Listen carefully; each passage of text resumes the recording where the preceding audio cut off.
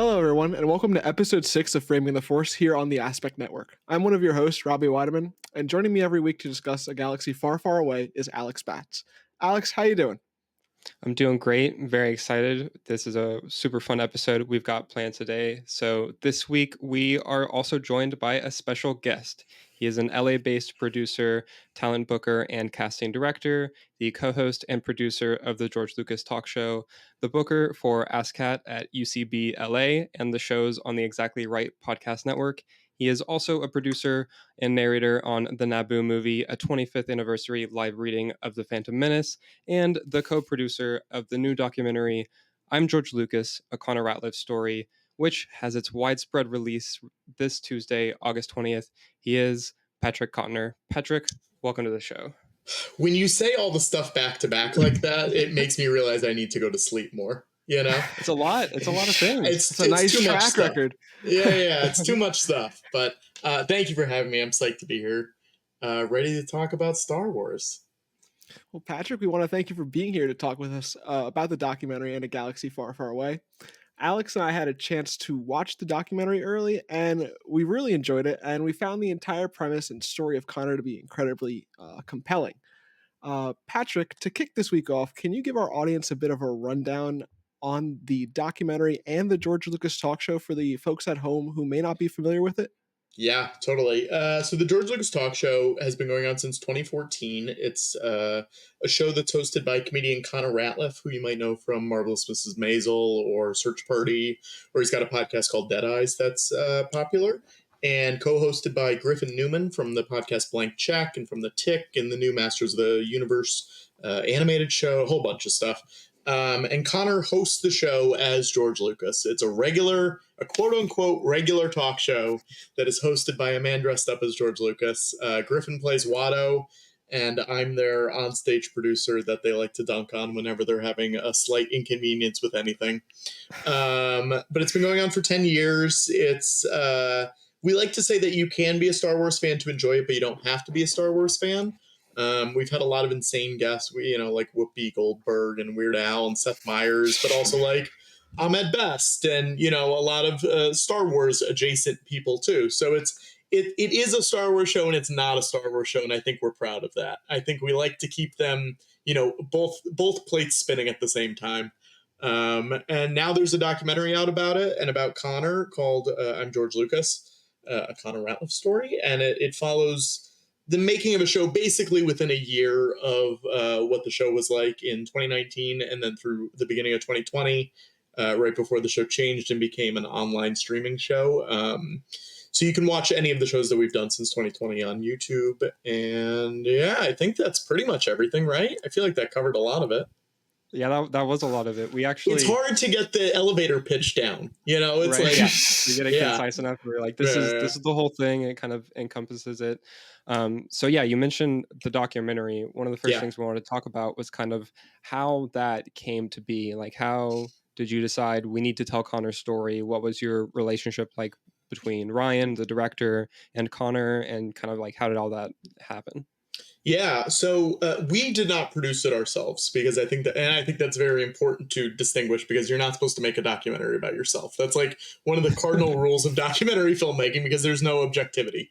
So I was a co-producer in that I was the go-between between the show and the documentary filmmakers. So if there was ever a question that they needed or someone to be connected or, whatever they needed, I was that guy. So I was not the one making the narrative choices of the documentary. But Ryan DM'd me in December 2017 December 2018, and said, "Hey, we love the show. My filmmaking partner Marsha and I just finished our first documentary, and it's about suicide and intergenerational trauma in the Alaskan Inuit culture. So we need to do something fun right now because it was a little too heavy for a little too long for them." And what they wanted to do basically was they just wanted to come to a show and film a show with multiple cameras so we could put it online. So if you did not live in the area, you'd be able to see that show. Because at that point, we were not streaming them or putting them online. And, you only could see them if you lived in New York and you were in that room, while the show was going on. So we said, yeah, that sounds great. And he suggested that we do a short fake behind the scenes of the show, like 30 Rock or Larry Sanders Show or something, where it's like, here's how George Lucas makes his talk show. And we thought that was going to be too much work. And we were like, the amount of time and effort they would take to make that actually funny for people who haven't seen the show. Because if you see that and it's not funny, you go, I'm never going to engage with the show again. It wasn't funny, you know? So we were like, that's too much work, but you can do a short, real documentary about the making of the show. So we started producing that. We did like a Kickstarter, raised a bunch of money for it. And they ended up filming for about a year and a half. And we hit a point where we were like, hey guys, this can't be a short anymore, because if it is, you've wasted so much of our time, you know? Like if you filmed for 60 hours or whatever it is, and this thing is 25 minutes long, it's like, what were we doing here, you know? So early in COVID, we sort of decided that it was going to be a feature, and we got to do another Kickstarter because we had a bunch of new people watching the show because it was an online thing at that point, and decided to make it a feature. And they wrapped it up towards the end of lockdown, and it's been doing the festival circuit for the last 8 months or so. And yeah, here we are. I mean, it's, you know, it's very weird, the relationship between Connor and Ryan, because they didn't know each other before. You know, Connor only knew Ryan as this director, and Ryan only knew Connor as the guy that I saw on stage all the time and thought was very funny.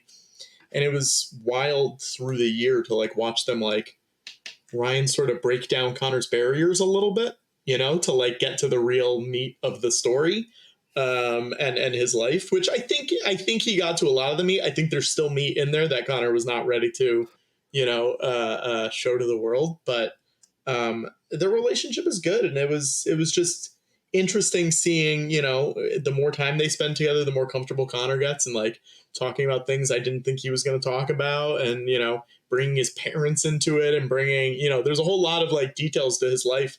The fact that he brought them to his childhood home is like huge, and the fact that they got to film inside his apartment, whereas I've been friends with him for almost 15 years now, and I've never been inside his apartment, you know, like that's kind of wild to me. Says a lot, yeah. Yeah. So it all worked out in the end, and I think we're proud of the final product. How much did like you learn about Connor from doing this? Like just that you had no idea. Yeah, I mean, it was. I think the big thing that I learned about Connor, and the minorest spoilers for a documentary about a guy playing fake George Lucas. I don't know. I'm just gonna say it. The thing that I found crazy was I had met his parents a bunch. I knew them and stuff, but seeing the connection between his dad being this local TV guy, doing his own local kids show, and like basically having the same kind of setup for that show that Connor had for the George Lucas show, being like, I built all the props myself. I was spending money ham over fist to like get these shows made and like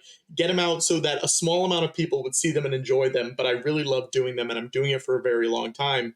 And then seeing that it's just exactly the same thing that Connor is doing, you know, 40 years later, 45 years later, was wild to me. And it's just one of those things where it was a very like cats in the cradle moment, you know, where you're like, yeah, you're just like your parents. That's just what it's going to be. And like, I hadn't noticed it. I don't think they noticed it while they were filming it. I think it was something that while they were editing it, they were like, wait a second. Like, this is weird, you know? And so I think that was the thing that I learned, was just like, oh, wow, he like really took a lot from his dad and saw what, you know, made his dad happy and what he enjoyed doing, and then sort of built his own career a little bit about that. Sort of out of necessity, you know, because the acting stuff wasn't taking off at that point, and then sort of out of just like, this is fun and I'm enjoying doing it, so like I might as well, you know, do what I like doing. But it, you know, it's also just like nice to see him like living his life and going about his everyday thing, and I think that was an interesting thing to watch as a good friend of his, you know. Mm-hmm. That's really awesome. So you had mentioned the Kickstarter and that being a thing. How did that come up as an idea? And then what was it like seeing the reception of that and seeing it be so welcomed into the community and build such a huge success? Yeah, so we did 2 Kickstarters. The first one, I think, made like 20,000 or so, and then the second one, which was like 3 or 4 years later, made 30. So it was like we had this like nice nest egg built in on this, but you know, 20,000 is great if you're making a short. you know, but 20,000 is not great if you're making a feature and then having to fly people to festivals and having to enter festivals and stuff like that. It's not enough money, which is crazy, you know? So the first one that we did would have been pre-lockdown when the show was very local, you know, had its built-in audience, but like that audience was not big. And I think we were all surprised by how much we made, and we really we were going all out plugging it, you know, like sending it to people we knew and like sending, you know, posting it on whatever. And it was really nice to like see that all come together. But then the second one was even bigger. And that was nice because we had this fan base that had been, you know, we streamed, I think 400 hours during lockdown.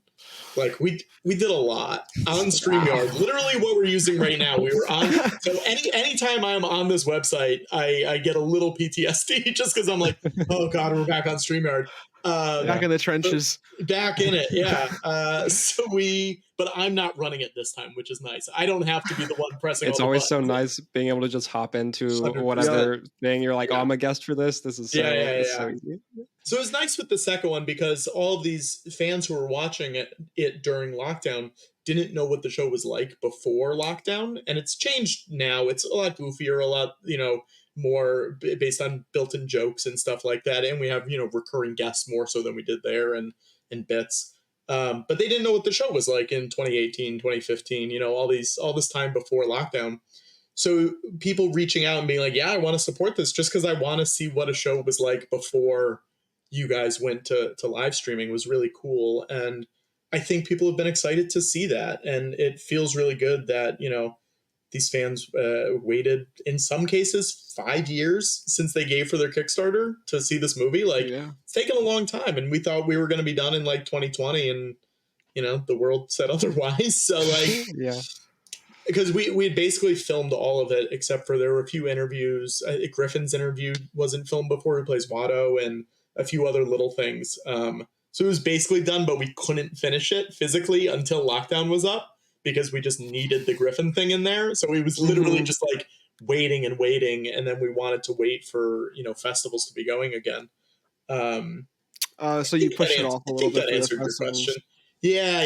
You want the festivals and you want, like, obviously, yeah. That's how people see stuff, you know? And there were a lot of festivals during lockdown that would do like virtual screenings, but it wasn't the same as like, you know, the general public. Having people be in the room when you're in, like, we went to this, we premiered at Slam Dance, which is in Park City, Utah, the same week as Sundance. It's for movies that cost under $1 million, and which is us, you know? And it was like very weird being in this room where we knew like 5 people maybe traveled to come see it. And they were like, oh, I'm, you know, Dirty Baseball Socks on the chat, like whatever their name was. And we're like, oh yeah, Dirty Baseball Socks, there you are. But that's awesome. Most of the people we didn't know.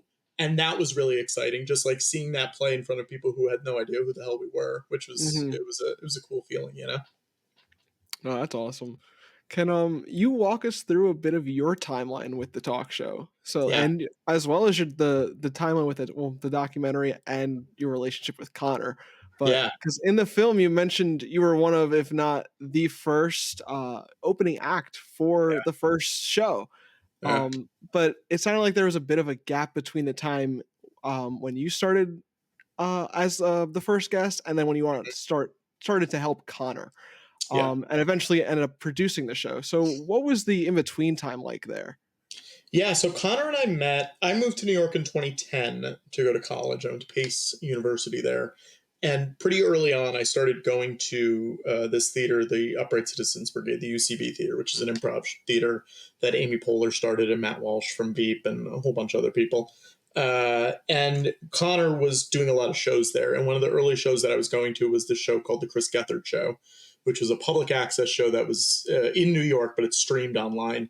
And it was made up of people from UCB. And Connor was doing bits there on the show. And I was like, that guy's really funny. I like that guy. And I started working on the Gethard Show just because I asked. They were like so little and rinky-dink at that point that I was like, hey, I'm here anyways. Like, let me do stuff, you know? More hands. Yeah, and that's not how most things work. You know, you can't normally just be like, hey, I'm going to just help now because I'm here. But then Connor started doing shows a lot more at UCB, and I was like, I'm just going to go to all these shows. And so that was 2011, 2012-ish when we started becoming more friends. And then Lucas started up, I think, in January 2014. And I knew I was going to go to the first one because, a big Star Wars guy most of my life, almost all of my life, and also a big Connor guy. So it was one of those things that like made sense that I would go to this because it fit all of my interests. And on my way over, I got a text from Connor saying, hey, so-and-so dropped out. They were going to do the warm-up. I need you to do the warm-up. And like, I'm not a performer. I'm like a little bit more of a performer now because I do this show. But at that time, I was like fully done with it. Didn't like talking in front of people, like all that stuff. And I was like, no, you can find someone else. I'm not going to do that. And he was like, there's no one else. You need to do it. And I was like, this sucks so much. I don't want to do this. I just want to go enjoy this show. So I get to this place called the Producers Club, which was like this little, it was, a little rinky dink. You rent a room, you can do a show there. It was like off Times Square. And it's like pouring rain. And I'm like, no one is going to be at this show. Like no one's going to come out because it's so gross outside. Mm-hmm.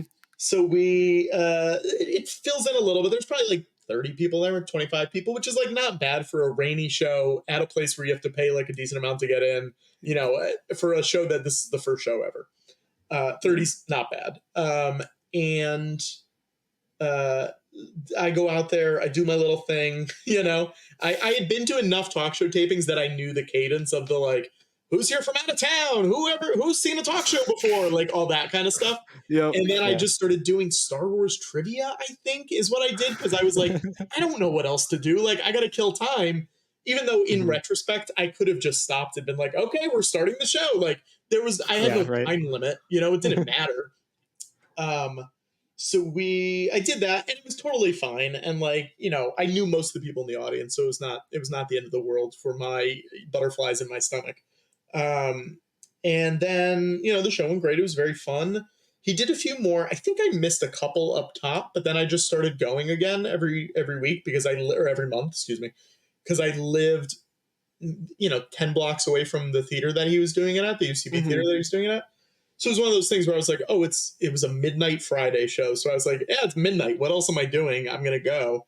So I went every month, and it hit a point where I would start like cleaning up with him or like setting up with him or, whatever. And he was doing the show all by himself, production wise. And he needed some help with it because he was running out of friends to ask to do the show, like as guests. And I had started doing guest booking for some things a couple months earlier. So it was basically like I was there, I was filming the shows on my little iPhone against my chest, like in the front row, a lot of which you see in the doc, like all the archive footage of the old shows is like me in the front row. It's just you on the... just with a camera. Cool. That's awesome. At the time, it was something where we were like, we're never going to use this, but it's like nice to have it. And now I'm like so glad that I did it because it was very nice to have it. It was very nice. And 10 years later, it was excellent to have. It paid off. And it was able to like puff out the thing a little more to give it a little more texture, which was great. But then, I did that for a few months, and we were out in the bar at UCB. They had like a little bar before you got into the theater. And he introduced me to someone saying, oh, this is Patrick. He's my producer. And this is probably January 2015, maybe. So it's like maybe a year into the show. And he had never said that to me. He had never brought that up to me. And I was like, what are you talking about? Like you need to tell people these things. You can't just assume. It's like bringing a girl that you've been seeing for a while and being like, oh, this is my girlfriend, And it's like, oh, am I? We haven't talked about this. This is news. This is news to me. Okay. So we, and that it's been almost 10 years of that, which is crazy, and the role has changed and expanded. And now as soon as COVID happened, when it went to the live stream, we were all locked up and the three of us were like very cautious about stuff. Like I'm diabetic. Connor was staying with his parents who are older, like we all had these things where we're like, we're not really going to leave the house this year. Like this is pretty much how this is going to be, Yeah. And I knew that if I wasn't going to be talking to a lot of people, I was going to go insane. So like, luckily I had this show that we were doing, and it was something where I was like, I was on the first one a little bit, and then it sort of became this thing where I'm just like, I'm just on this now. You know, like I'm going to go crazy if I don't talk to anyone but my roommate. And like, this will at least give me some semblance of like a schedule being like, well, it's Sunday because there's a show. And now it's Sunday because there's a show. And like Yep. Right. every week having that in front of me was like such a nice thing to look forward to. So I'm still producing it. I'm still booking almost all the guests, if not all of them. And now I'm on the show too, which is a new nice thing. And it's very weird to like, we did that for so long in a vacuum that like you don't know how many people are really watching. Like it's hard to get a gauge of it. But then Mhm. every so often, like I'll be at getting tacos and someone will be like, "Hey man, your show really got me through COVID," and I'll be like, "Oh, okay, that's awesome, that's great, that's so weird," Yeah. So it's very Enjoy weird your now. taco.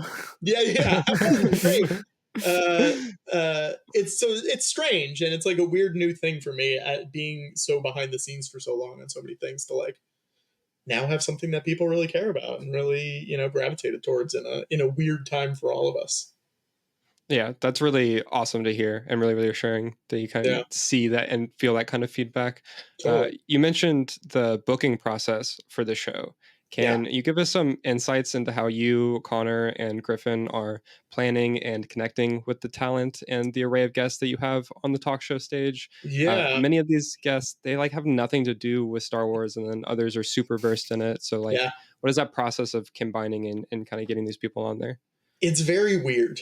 It's the weirdest booking job I think I'll ever have, but it makes it a Mhm. challenge and that makes it fun because I book a lot of things. That's like my day job. It's my night job. Like I Right. do, you saw the intro. There's like a lot of stuff and that wasn't even all of the stuff in that.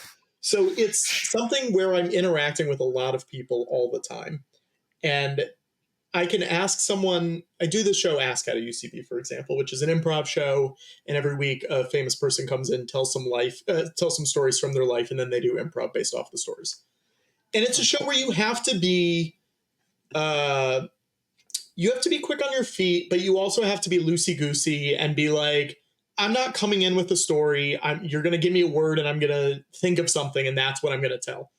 And I think people who are able to do that and do it well, I can look at and be like, I bet you'd be good on the Lucas show. And that's sort of like my testing ground is like if I book someone and they are funny and like loose and fun and having a good time on this other thing, I'll be like, I think you can do something a little weirder and you will be okay with it. So it is this weird thing where like it's an audition without them knowing it's an audition. It's a little scouting report. It's a scout. Yeah, I'm the baseball scout with Yeah. the pitch thing. And yeah, so I mean, like, I'll go to them and basically up top be like, you don't need to know anything about Star Wars. Like that is how I will start First the thing. thing. And Just it's you okay. gotta get that out. Yeah, Yes, that's a it's good okay if reassurance. you do. I mean, you saw in the doc, like there was it was the last show of 2019 and Connor's talking to the camera at the end, and he's like, "We did the whole show. We didn't even talk about how there's a Star Wars movie coming out next Mhm. week. Yeah. Like, Rise of Skywalker is coming out, and we didn't even mention it." And that's kind No, of something I love about the show is like we don't need to talk about it. Like everyone else is you're just talking having about it. fun the whole time. Yeah. Yeah, yeah. So I will always tell people like Connor will make it about himself, meaning about George. You Right. don't have to know anything. And you can literally be like, George, I do not know what you're talking about. Like, tell me what that means because I have no idea. And I think people get a lot more comfortable with that, where it's like, we're the dummies up on stage.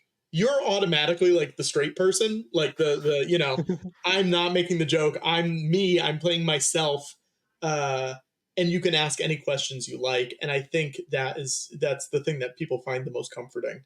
But then again, you've got someone like Ahmed Best where he'll do the show and be like, well, of course, George, you remember we were in Tunisia and there was that super hot day, George, and you were wearing the big hat.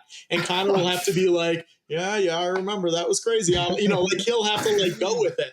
So there's Right. these Gives them a two little versions. test. Yeah, and he's an improviser, so like he's Mhm. able to hit that test out of the park every time, Oh, that's because awesome. That's so he much can just fun. do it. Yeah. It's like So a flip of the switch. there's two different versions of the show. There's the Star Wars version of the show, and then there's the regular people version of the show.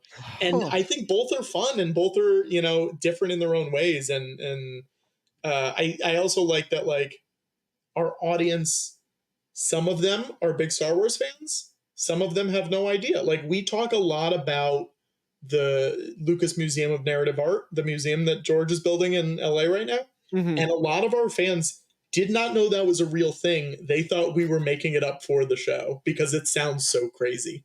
So I like that. I like that we have people who are just not connected to that world at all. They're just like, I either like comedy or I like Griffin's podcast or I like whatever, you know, that brought them Yeah. in. Mhm. And I think that's very refreshing for us. And it helps with the booking too, is like, I don't need to worry about getting Admiral Piet every week. You know, I can get a freaking guy who, you know, wrote on Parks and Rec and it's totally fine. Mhm. Um, Do you ever think yeah. about, like, mixing the 2 groups, or do you try and keep it exclusively apart?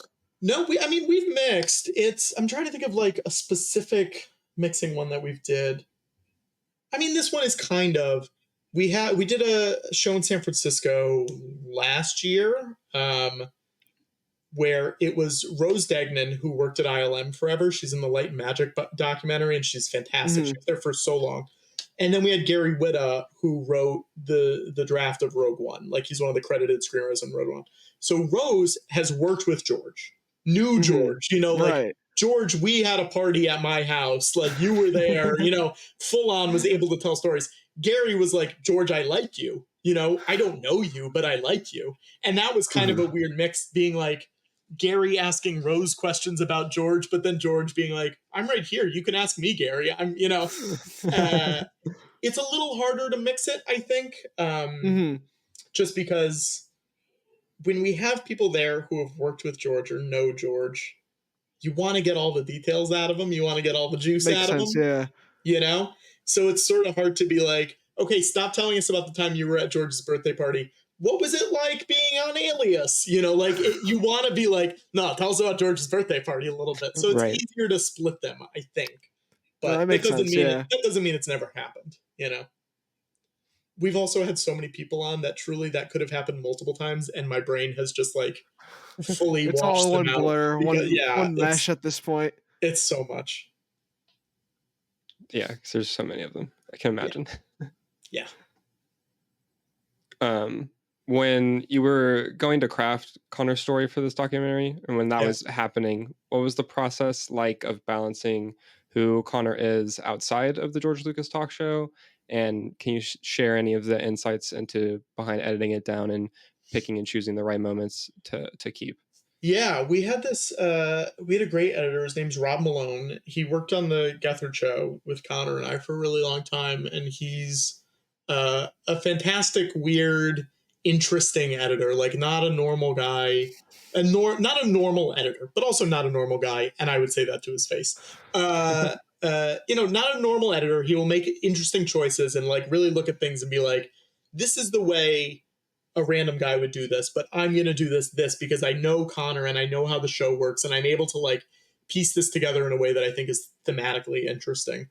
When we started it, we thought it was mostly going to be about the show. Like, it was primarily going to be show based. And Mhm. as it went on, and in the editing room, I think they realized, well, in order to do it about the show, especially at that time of the show where there was stuff to talk about, but there wasn't as much as, you know, now that we have all the COVID stuff in there too. The Connor stuff is really interesting and intriguing just because he's such an interesting guy. Like, he's such an enigma in a lot of ways Mhm. that I think that was the thing that like sort of pushed it over once they started talking to him. They were like, oh, but what's this? Let's follow this path down a little bit. And I think, you know, early on when it was editing, they were keeping it a lot more show based with the Connor stuff interspersed through. And then once Rob really took over and really got it going during lockdown was when they were like, okay, let's do all this Connor stuff here up top, and you can build back into the show through there, you know? Uh, and I think that was the right move. I think, you know, they had all the stuff going to his parents and like all the stuff of him as a child, and they were able to have all this like archive footage of him and archive photos and stuff like that, that they were, you know, able to build this a slightly more full picture of what this guy is. But yeah, I mean, you know, it's hard when you have someone like that as the focus of your documentary, when you are like I can't totally get to the center of you because I don't know if you'll be able to get there necessarily or we'll be able to get you there. But let's get as far down as we can. And I think that's what shooting for a year and a half will do, is like it will help build it and fluff it out in a way where it's like you may not More realize and that more you comfortable. really, yeah, and like you may not realize that you got so deep with him, but when you sit down and you look at all the footage, you're like, okay, we have enough stuff where it's like this is a full picture when you look at it all together. Hmm. So I can't speak directly to the editing just because I wasn't there for a lot of it, but I did watch a lot of cuts while we were going just to be like, is this on the right track for, I don't want him to look bad. I don't want the show to look bad. There's nothing that would have made us look bad necessarily, but you still want to like just keep an eye on it, make sure it's going the right way. And I think there was a lot of tangential stuff. Connor likes to talk, as I like to talk too. I'm monologuing a lot during this. But Connor likes to talk, and there's a lot of interesting stuff that doesn't necessarily fit the theme of the movie or fit the general, what the movie is trying to say. So being able to whittle that down and cut that fat off of the thing, like you don't want to watch a 3 hour cut of this movie. Like 90 minutes is about as long as you're going to take for this kind of thing, whoever it is, I think. Um, but being able to like actually look at it and be like, it's a good story, it's interesting, doesn't need to be there. We are working on a Blu-ray right now for this because we really want to do, as you can see behind me, there's so much physical media. So we're like, Right. we want Needed. to get this like real I thing out support there. that. Yes, thank you.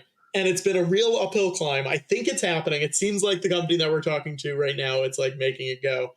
Uh, Oh, good but luck. thank you. We want to do 2 discs, first of all, and we want to have more commentaries on it than have ever been on a movie before. That's the other goal. Uh, and currently, we have 4.5 hours of edited bonus material that will Wow. be on there. There's more stuff too that we're working on, but it's one of those things where it's like all this footage is out there, and it like that was a part of these original cuts. Was like this was very beefy and very chunky, just because they didn't really know what the movie was at that point. And when you have a 3 hour cut or whatever this movie is, you're able to look at it realistically and be like, it's funny. We don't need it. You know, like, do we need this person? This person is saying something that person already said. Cut that one. Get rid of it. Hmm. And I think that was the most interesting part of the editing process for me because I'd never worked on a doc before either. So like, it was just interesting to like see how that kind of thing works, where when you're shooting it, you're like, that's great. That's definitely going to be in the movie. And then you watch it later. Like we did a whole show. We did a show on the USS Intrepid, a battleship, and it was in the Hudson River, and it was not a good show. It was like one of the shows that like just did not work. It was not really fun because you shouldn't be doing a show on a battleship.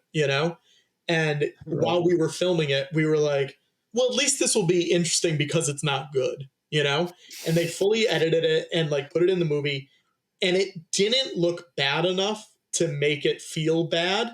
It looked like it was fine, and that was Mhm. not interesting enough. So that cut 10 minutes out like of that Hmm. scene because you just didn't need it.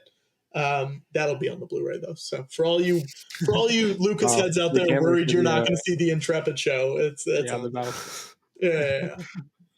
Yeah. Um, so one of the elements of the documentary that I found most compelling was the setting and the cast of the characters, all stemming from the Upright Citizens Brigade. Yeah. You're very connected to both the New York and the LA branches. Yeah. What do you think it is about UCB that folks find so welcoming and communal? Yeah, I mean it's a theater. It's been around for like 25 years at this point, almost 30 years in New York. And then my ear pod just fell out. Hang on 1 second. Um, it's been around for a long time. I'm going to keep talking. It's been around for like 25 or 30 years in New York. And it was something that like improv had been around, but it wasn't really un an attainable thing for a lot of actors. You know, it was like, oh, we gotta be really funny if we want to go Second City, and like there wasn't a lot of stuff in New York, and there wasn't a lot of stuff in LA. And I think when that thing opened, it hit it at the right time when these weird alt comedy people were coming to those cities, and they were able to be like, oh, all these weird people who I'm seeing on TV are at this theater. I'm watching Amy Poehler on SNL. Oh, she started a theater and it's 5 blocks away. I'm going to go there. I was always the person who, you know, everyone said was the funniest in high school or whatever. Like, let me go take these classes and see if this is like, I can turn this into a marketable skill, you know? And the thing about UCB is like, you take these classes, they either go well or they don't, you know? And you don't get jobs from UCB. Like, UCB does not hire you for jobs, but you get the skills that when you go into audition or you go in to meet these people, you're able to be like, I can work on my feet. I'm quick. I'm funny. I know how to make a scene work, you know, all this kind of stuff. And I think that's very important in the industry. And it was especially important in the industry, you know, 2004 to 2010, like the peak of those Judd Apatow movies were so improv heavy. And they were, you know, Knocked Up and 40-Year-Old Virgin and all that stuff. They were like going to UCB and looking for the funny people. So then the next generation comes to those cities and they said, well, I heard Donald Glover got found at UCB, and I heard Ellie Kemper and, you know, Aziz and all these people. I should take classes there because I know that's where those people studied and they're funny and I like them. And it's just this like self-perpetuating machine of like, you find someone that you think is funny, you hear that's where they worked, I'm going to go there and I'm going to try to be funny too because I want to be like Ed Helms, you know? So I think people just like, you know, they want to find their people. And UCB has such a large welcoming community in most cases. You know, some people don't have good experiences there. I'm not going to sugarcoat everything, but like, if you're able to find that group of people that makes you laugh and you work well with, you're going to thrive there, or you're just going to thrive in the community and do shows elsewhere. So I think the people that we met at that point were people who, when we were doing the Gethard show, all those people working on that show had gone through that system and they were funny and they knew they were funny and they had like they had, you know, graduated all the levels of the place. And I think that was important to working on those shows, being like, we know these people are good. So like the show's gonna be funny if all these funny people are working on it. So that was super helpful. That was a very long-winded answer and a weird explanation of improv comedy in the mid 2000s in New York. I didn't know how many people came from there, so that was a great history lesson. Yeah, no, yeah, it's a lot. It's like one of the ones where like when SNL's looking for people, like they'll go to UCB or like just pick someone out real quick. Yeah, they do auditions and stuff. Yeah, it's a wild place. It's a real weird place. That's really cool. Yeah, really, really cool. I mean, makes a lot of sense that it would be that kind of, as you said, described to the perpetuating thing where it's like, oh, well, I know I enjoyed these people, so let me do the same thing. Yeah. And so, I mean, look, it's also like a pyramid scheme and a cult a little bit too, you know, because it is one of those things where it's like, yeah, you're taking a class and you're like, oh, I'm going to bring my friend in and now she's going to pay for classes and stuff like that. But if it's funny and it helps your career, it's the same thing as taking a college course. You know, exactly. Like if you're an actor and you're going to take an acting class, it's basically the same thing as taking an improv class. So there's like, you know, it's everything. I mean, it's the way of the world. It's like skills and connections basically that you're building. Like you're getting that experience and you're meeting the people that you need to be able to investment in yourself. Awesome. So there have been a slew of incredible guests on the talk show that were highlighted in this documentary. Yeah. And I know this is probably a question you get a lot, so I apologize in advance, but we have to ask, who has been your favorite guest that you've booked for the George Lucas Talk Show? Yeah, I mean, it's hard because, again, like I said, there's probably been 300 people maybe that have been, you know, like it's like a lot of people trying to go through. I think the one, look, I was very excited for Seth Meyers. I was very excited for Weird Al, for Whoopi. Like those three were like obviously peaks for me. Ahmed was a peak. Yeah. Those are the ones that we always mention. But another one that we talk about a lot is Rachel Zegler, who was Maria in West Side Story, and she was in the Hunger Games movie and all that. Right. was following her online before West Side Story came out, and she tweeted something about the prequels. And this was during lockdown. This was like pretty deep lockdown. And I just tweeted back, Rachel, come on, George Lucas Talk Show. And like people only knew her as the girl who is going to be in West Side Story at that point, you know? She had no released credits on IMDb. So I tweeted her. She said, what is that? I said, DM me and I will explain it to you. And she did the show like 2 weeks later and was fantastic and stayed on for like 4 hours. Has been back 7 or 8 times. Wow. Called us live backstage moments after she presented an Oscar to somebody, like live on the show. Genuinely like a really big cheerleader for us and a big champion of us. And we were the first released credit of hers on IMDb because everything else was made. Amazing. So when she did those movies, all of these like weird articles came out about her being like, she's known for the George Lucas Talk Show. And it's so funny. Like it makes me laugh every single time. So confused. Like, yeah. What is that? We have a lot of friends who are like entertainment journalists. That's just, you know, part of the circle that we all track in.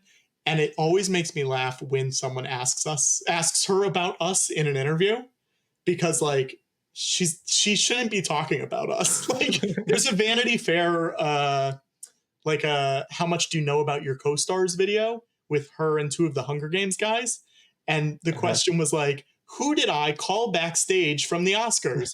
And the guy was like, you know, whoever the main guy was in Hunger, I can't even remember what his name is right now, but he was like, I have no idea who you called back, you know, in his British accent. I have no idea who you called. And she's like, okay, well, it was my friends and they do this talk show. And like, she like had to fully explain to him. And he was very polite and was like, oh yes, I think I've heard of them. And we're like, no, you haven't. Don't pretend like you've heard of it.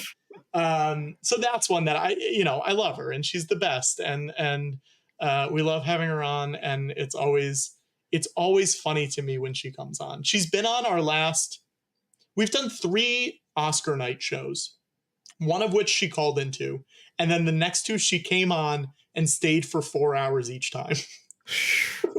Incredible. It's baffling. Incredible. It's so weird. Like, will she be considered a regular at this point? Or real close to it? Yeah, she's a regular. That's incredible. Yeah, that's awesome. We put out a all soundtrack. From a tweet. Yeah, we put out a soundtrack album, like a record, and she is on that record. Wow. And I believe it came out before the West Side Story album, if I'm remembering too, which we also wanted to do. We were like, so now you got her first IMDb credit and the first wow. You got record. You got it.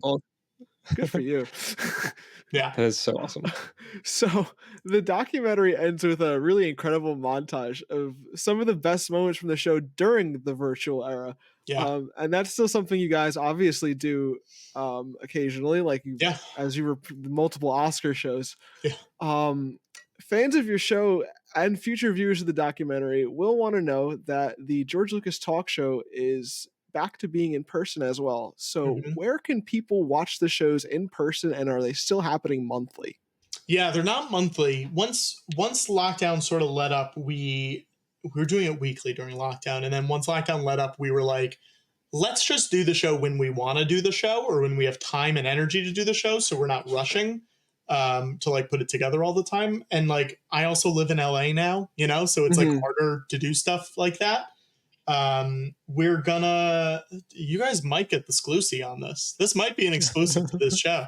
We're going to do New York Comic-Con, and we're doing a show in New York that same week as New York Comic-Con. I'm hoping we'll do a live stream before then, at least Connor and I, but you know, it depends on schedules and availability and stuff. But it's, you know, we like traveling. We did a bunch of live shows this year. We did LA, we did Seattle, Portland, New York, maybe some other ones that I can't remember, but like, you know, whoever asks us to do a show, and if they pay us money, we will probably go.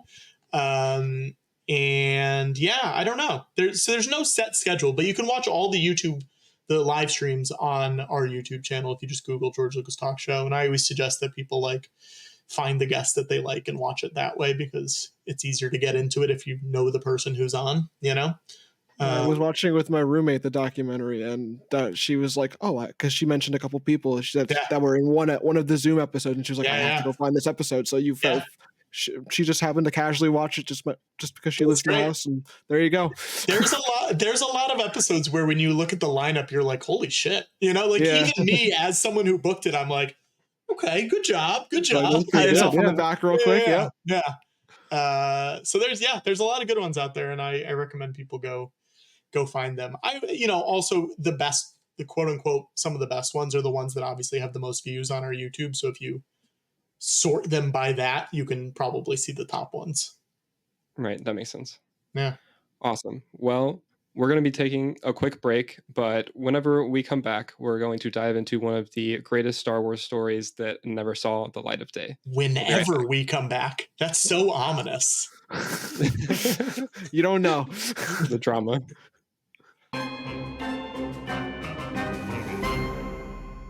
Welcome back to Framing the Force. Before the break, we discussed the documentary I'm George Lucas, A Connor Ratliff Story with co-producer Patrick Cotnoir. Now, we wanted to dive into one of the more obscure Star Wars stories that never saw the light of day, Star Wars Detours. So this is an unaired animated parody series developed by George Lucas, Lucasfilm Animation, and the creators of Robot Chicken.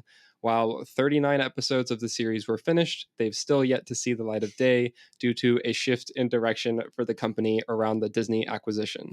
While there have been trailers released, outcries from fans and creatives, and even some leaked episodes out there, it doesn't sound like the series is coming anytime soon. Patrick, we know that you have a real interest for this series. Do you think that it'll ever see the light of day, and what is it that you find most interesting about it? I appreciate that just straight up the immediate answer there. Man, I should have grabbed during our break. I have a season 1 crew sweatshirt from Detours. Oh, that's awesome. I should have really gotten that. It's also too hot. Just come back yeah. Oh, that's fair. It's July almost. Okay, give me those questions again because I got distracted. So the first one, you just knocked it out of the park. Do you think it'll see the light of day? You said hard now. And then, so the other one is, what do you find most interesting about this as a project? For sure. Here's the most interesting thing about it is that George was in the writer's room for all of those episodes. Okay? George was there. It was one of the last Star Wars things, if not the last Star Wars thing that he worked on. And it is not anywhere. You cannot see this 20 hours of content, give or take 15 hours of content, longer than probably almost longer than the original trilogy, and maybe throw in a couple more stuff in there of new Star Wars George Lucas content. I find that fascinating. Connor always says that, like, imagine if Francis Ford Coppola said, I have a Godfather TV show and you're never going to see it. Yeah. It's wild. It's also like a lot of talented people worked on that show. You have all the Robot Chicken guys, a lot of Family Guy guys, a lot of great writers, but also like Billy D. Williams is in it, and Anthony Daniels and Ahmed Best. Like all of these like really talented people and voice actors are doing a lot of great stuff. And it's kind of an all-star crew for something that purely exists as a hypothetical for so many people, Yeah, that is, I hadn't really thought about it from the specific angle of that being the last Star Wars thing that George Lucas worked on directly, and it's just not, people aren't going to see it. A lot of people don't even know about it. Don't even know it exists. I didn't really know about it. I was like, what is this thing? And then watched the trailer for it, which also the trailer I did think was hilarious, honestly. I was like, okay, this is a really I was like, this either would be something that's fantastic and completely nails it, or like is fine, but I love that it really seems to be knowing exactly what it's going for, and like such a unique thing for Star Wars too. It's something that if it had come out in 2008, it would have made so much sense for Star Wars. Like post Revenge of the Sith, sort of in that weird nebulous time of like Clone Wars is on, but like it's not really a big hit, and they're doing I kind of got the vibe, like, because you said post 2000 or like post Revenge of the Sith, and it made me think of Lego Star Wars. It kind of makes me think of an adult Lego Star Wars. Yeah, it's very Lego Star Wars, very Robot Chicken-y, very those Family Guy parodies. It primarily takes place in Dexter's Diner. That's the main setting of the show. Interesting. Good place to have Yeah, stories. yeah. There's also a lot on Endor and a lot on the Death Star. Those are like the three main spots primarily. And it's basically just like a sketch show, kind of. There's stuff that's out there. You can watch, pretty full stuff that's out there. But yeah, it's basically a sketch show with like not a ton of the main characters. Like a lot of it is like, oh, this one's following Tarkin, or this one's following Poplu, the Ewok, or whatever it is. And a lot of Stinky's not in it, but there's a lot of like weird Hut stuff that's in it. Uh, Weird Ben Kenobi stuff. Just like the era doesn't matter. There's no like framing on the era. You're like, okay, Darth Maul's here, but also it's after the Battle of Endor. Like there's a lot of very confusing stuff in it. It's interesting. It's something that I wish was out there just for the weird time capsule-iness of it. But it's something that I could never see Disney releasing now. Not from an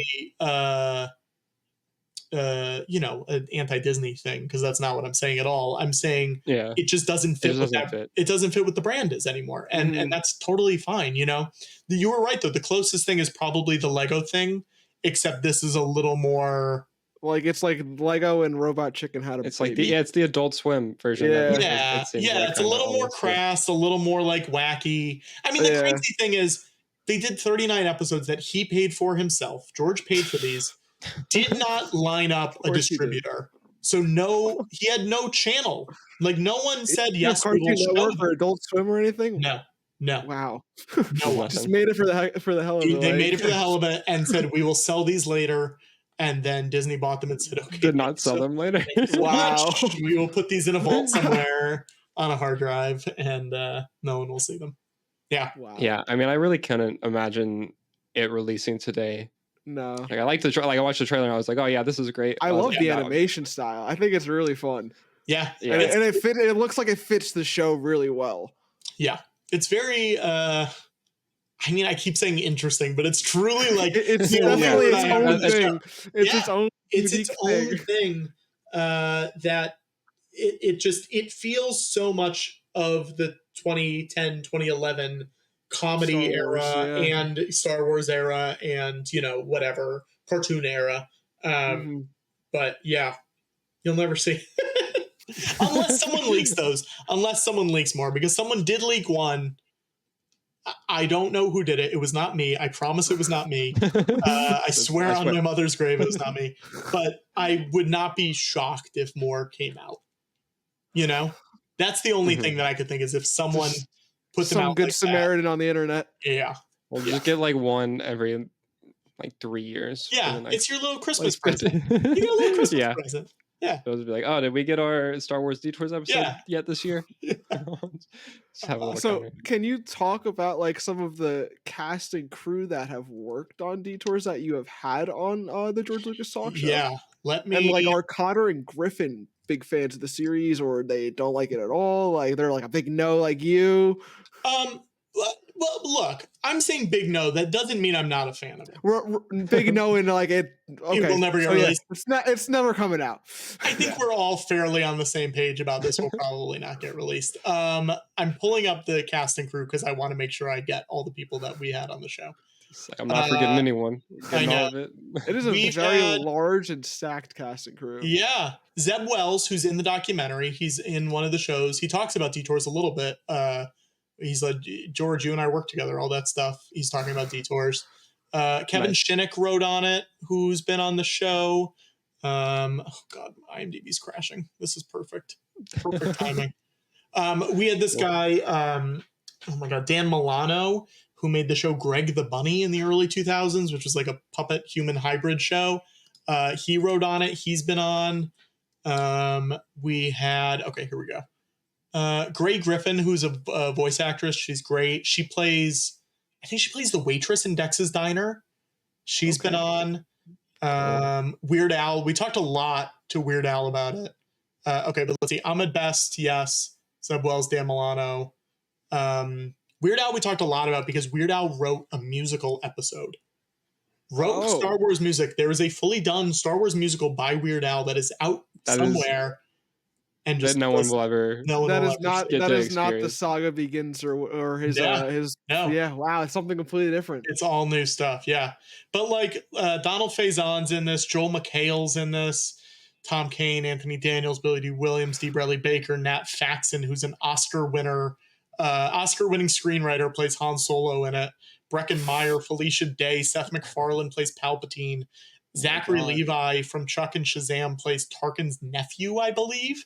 That's such Um, a wild pull. yes, yes, yeah. But I mean, there's a lot of people who just like put a lot of And the time into this, put years into this show, you and know? it's And it's just crazy that in a George vault. just paid for this out of It's just pocket. Yeah. Like, Well, it was very similar with that show Underworld that he was working on, the live action mhm. show.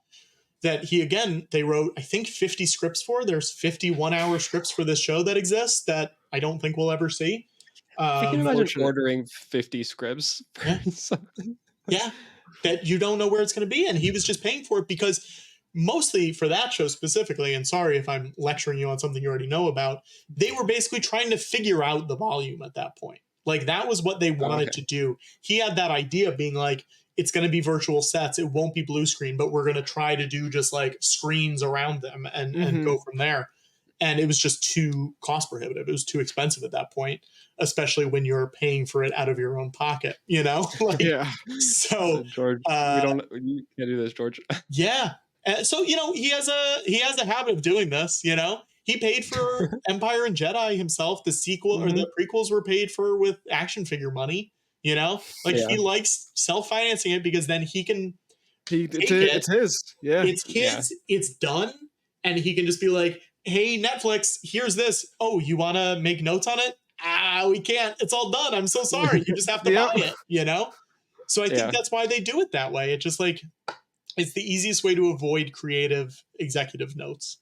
When we come back, we're going to discuss a bit about one of our favorite Star Wars films, The Phantom Menace, as well as one of Patrick's productions, the Naboo movie. We'll be right back.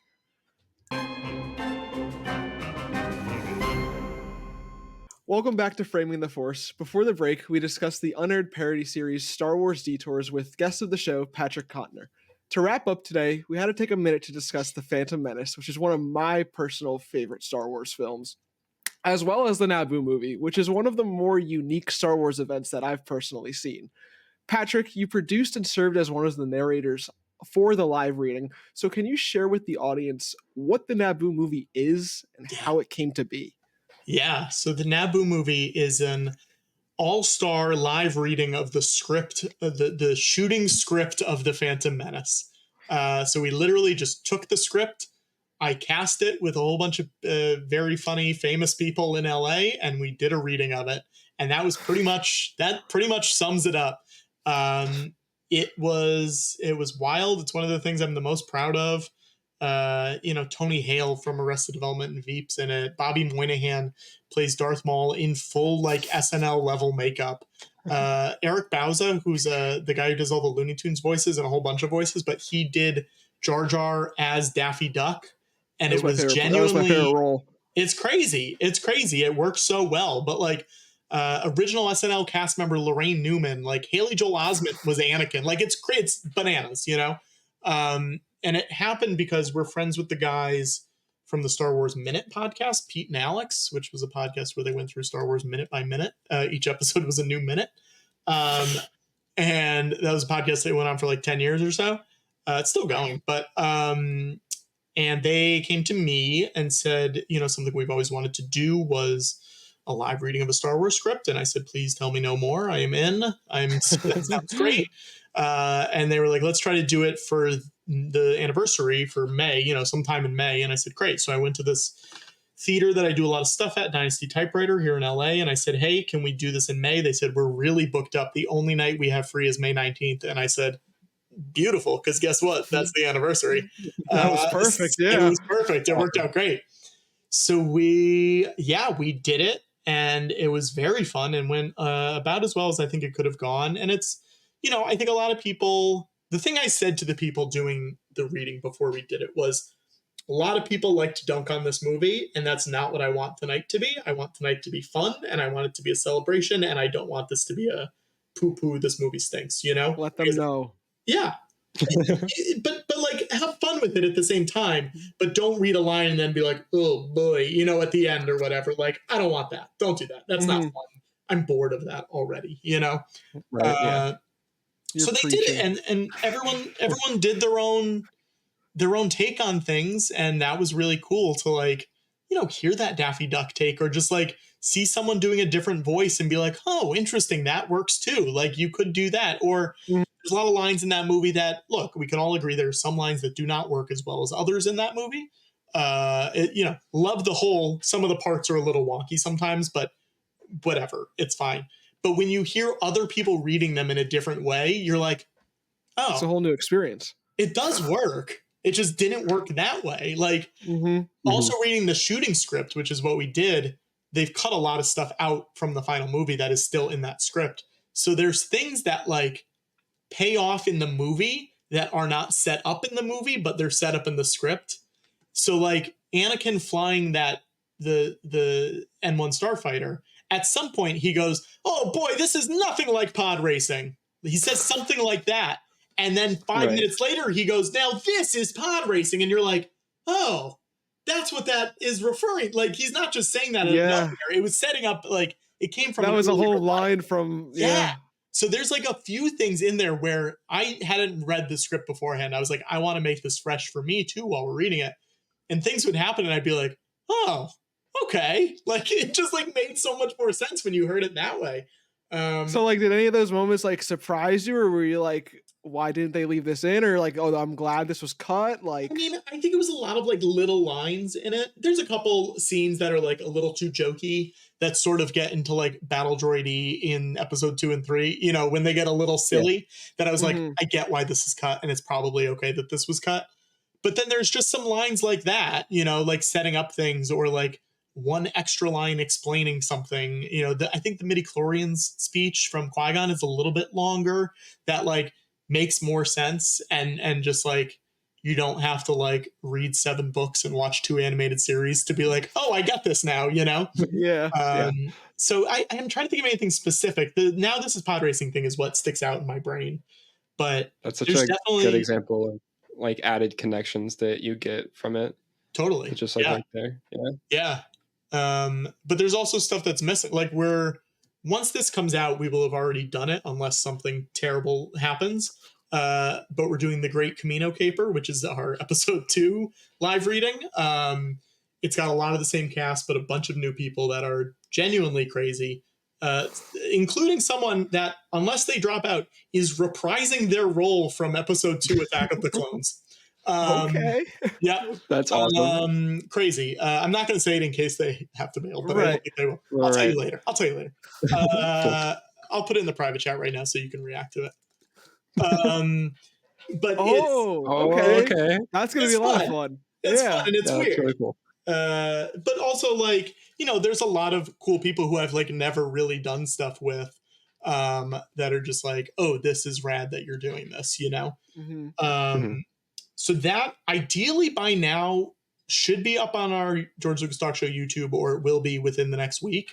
It takes a long time to edit a 6 camera film, but it'll be up soon. And hoping it goes well. But the last one was genuinely, like, one of the most fun things that I've ever worked on, you know? It seemed like such a genuinely great time. Do you have any stories that you could share about booking for that and how that kind of, like, came to be? Like, how did you get these people involved? And is there anyone that you, like, would have loved to get on there? I mean, I'm very happy that Eric did it. I think he was one of the best parts of the show, doing Daffy as Jar Jar. We tried to get Ahmed, and he just wasn't in town that weekend. You know, it's just one of those things where it's like the schedule doesn't line up, and that just happens. Would love to have him do one of them down the line, because unless we get a cease and desist, there's 7 more of these, you know? So, like, hopefully something else will happen. But he was very disappointed. He said he really wanted to do it if he had been there. But yeah, I had worked with most of them before. A few of them were just cold reach outs. Like, I'd never worked with Lorraine Newman before, and I'd never worked with Tawny Newsome, who's on Star Trek Lower Decks. She's the lead on that, and she played Padme in this. So I liked having that Star Trek, Star Wars crossover thing. That's fun. It went wide. I posted it in the Star Trek Reddit, and like people loved it. And I was like, okay, I guess we have to get more Star Trek people for these things. Like, it's just interesting. Yeah. And that was just a cold reach out, being like, look, we're doing this thing. I think you would have fun with it. I hope you'll say yes, and that's kind of all it takes a lot of time. You're booking all these things, and like so many of them are just cold reach outs. And it's like, I want you to have fun. I'm not doing this because I think you're going to have a bad time. I genuinely think you will have fun with this. And if you trust me on that, a person you do not know, I think it will be a good night. And luckily those people did trust me. But, reaching out to like Tony Hale, who I'd done stuff with, but not a ton with, and just being like, I basically want you to be the lead of this. I think you will have a good take on this. You're not a huge Star Wars guy, but you'll be able to bring your own flavor to it. Bring your own flavor to it and like really change up what that character is. And I think that's exciting for people to be like, let me go into this thing that all the people who are watching this know so well, and see what I can do to mix it up. I mean, some of the people who I loved the most were the guys from the Super Ego podcast. It was Matt Gorley, who's on Conan's podcast, and Mark McConville, and all these guys from this podcast, but they played the Nemoidians, who, I mean, look, even this is just a little reachy, but they're right in front of me right now. I had the action figures directly in front of me. And obviously you have to be careful with some of the accents that are happening in the Phantom Menace in 2024. Right. Things are not what they were, and things, even when they made that movie, maybe should not have gone down that route. Not the greatest decisions. Yeah. So questionable choices. Yes, I'm not okaying anything. I want to be clear. But we basically said to them, you guys get all on the same page about what you're going to do, but you should all do the same thing. And they said, okay, got it. They went and they chatted, and they did them as like Southern gentlemen, like Southern lawyers, basically, oh, excuse me, sir, like a lot of that stuff.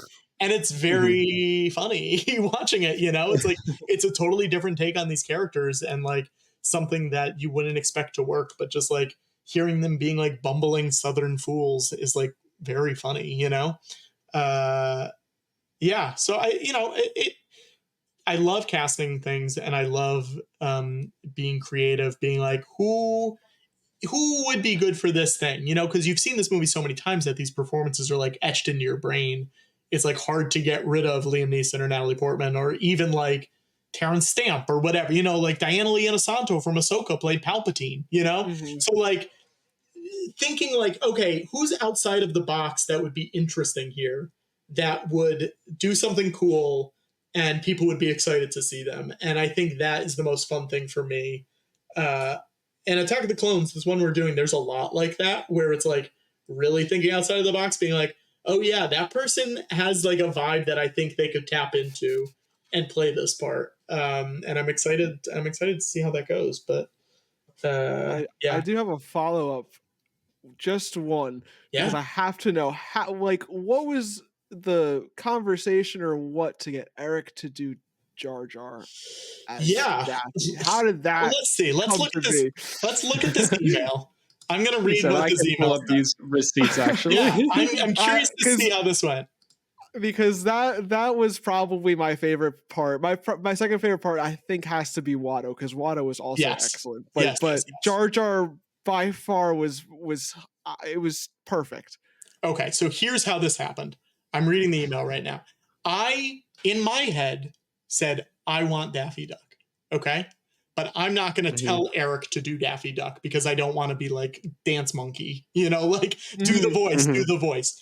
So what I said was, we want people to have fun with it. Don't be beholden to anything that was done in the movies. Make it your own. If you want to do a Jar Jar voice, go for it. If you want to do another one of your myriad of voices, it would also be fun, leaving it up to you. And the email I got back says, Daffy Duck as Jar Jar Binks. And I said, exactly what I was hoping you'd say. So, perfect. That's perfect. A perfect lineup. Yeah. That's amazing. Yeah.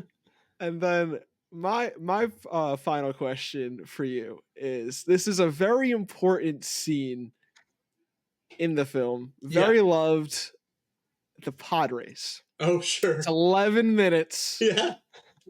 Yeah. and it's just cut. Yeah, it's fully cut. So It's fully cut. is that a you choice? Is that the script? Well, no, it's in the script. It's definitely in the script. We thought of a couple different things because I know Greg Proops a little bit, who's one of the announcers in it, Mm-hmm. like in the movie. And I was like, we could just like have Greg Proops come in and do this for 5 minutes, you know? But this script, it already took us 2 hours and I think 50 minutes to do this, you know? Long time. That's a long time. Mm-hmm. And to add in 7 minutes of us being like, so Bulba takes the first turn. Oh no, he crashes his pod. You know, just like doing the whole thing. It's like, is that exciting? I think it's just funnier to be like, Anakin gets ready for the race and he wins. You know, just no, like it was great. It was executed perfectly. So Thank you. I had to pick your brain on that one. Yeah, I think that was a Pete from Star Wars Minute idea because he's the one who really like put the script together. I think he was like, listen, this is long and this is a very easy way to just like chunk out 20 minutes of this movie, you know, or whatever it is. And I'm happy that he did it. It was the right move. It was definitely it was smart, and the payoff was great too. It was just a boom, and it got a lot of laughs. So it was, Yep. And that's the goal. The goal is to get the laughs, you know. Yeah, exactly. You want it to be funny. You couldn't. I don't think you could have done that any better, honestly. Thank you. Very, very economical cut, and also is able to deliver a punchline in the process. 2-for-1 special. Yeah. Well, I think that basically covers all of the questions that we had for you this week. So thank you, everyone, for tuning in to episode 6 of Framing the Force. Thank you so much to Patrick for joining us this week. Where can people find you online? Where can those listening find the documentary, the George Lucas Talk Show, and your other ventures? Yeah, I mean, I feel like I've just been plugging things this whole 75 minutes, but I'll keep going. Good. No, it's okay. Good. Yeah. You can find the documentary at imgeorgelucas.com. August 20th, it goes up on Amazon, iTunes, all those like other places where you can watch things. So it'll be easier to watch it after the 20th. Hopefully Blu-ray coming soon. Keep an eye out. You can watch the Naboo movie at naboomovie.com. That will redirect you to the YouTube link. George Lucas Talk Show, all of it's on YouTube. All you have to do is search George Lucas Talk Show and the channel will come up. You can find me on Twitter at Patrick Cotnoir, on Instagram at Cotnoir, Cotnoir, and my website, patrickcotnoir.com, has got everything. And yeah, I think that's it. That's it. There's a lot of stuff going on. Yeah. Hey, did it very succinctly. Thank you. So all those links also, they'll be in the description, of course. And Robby, where can people find you online? You guys can find me on Twitter at Robby_Weidemann. That is Robby with a Y, WEIDEMANN. And you can also follow me on Twitter at SWSHOTBYSHOT. That's at SW Shot by Shot. Look, big fan of that account. Thank you. I appreciate that. Thank you. Love it. It's one of my favorites. And you can find me online at AP Batman with 2 T's, and then also at one with a GIF, Star Wars GIF account. So please be sure to subscribe here to The Aspect on YouTube and any platform where podcasts can be found. Follow us on Twitter/X, Instagram, and TikTok at The Aspect Co. Thank you so much to Peter Fraser for providing our series music. And thank you again so much for listening. And we'll see you next time in a galaxy far, far away.